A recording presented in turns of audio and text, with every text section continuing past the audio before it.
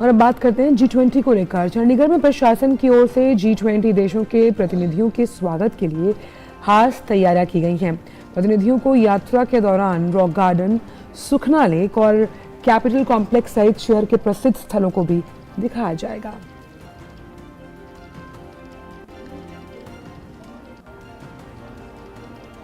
भारत की अध्यक्षता में हो रही G20 की पहली फाइनेंशियल आर्किटेक्चर वर्किंग ग्रुप की मीटिंग यहां चंडीगढ़ में सोमवार से शुरू होगी।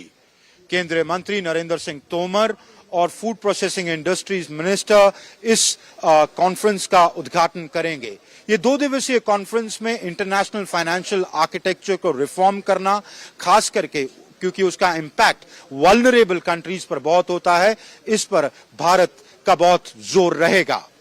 The IFA working group is one of the important working groups of the finance track of the G20, and it discusses issues related to international financial architecture and how to help the most vulnerable and poor countries in terms of their financing needs.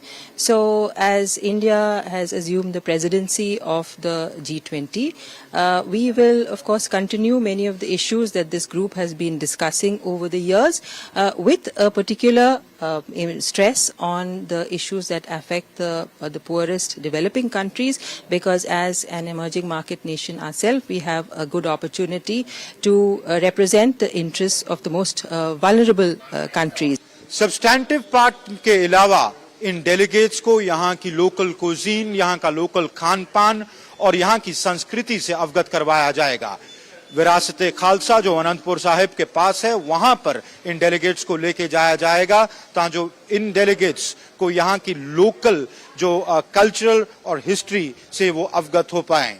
G20 की ये meetings देश भर में के अलग अलग कोनों में इसीलिए रखी जा रही हैं कि इन फॉरेन डेलीगेट्स को भारत की विविधता और इसकी डाइवर्सिटी का अंदाजा हो पाए। कैमरामैन आलोक गुप्ता के साथ अमृतपाल सिंह, DD न्यूज, चंडीगढ़।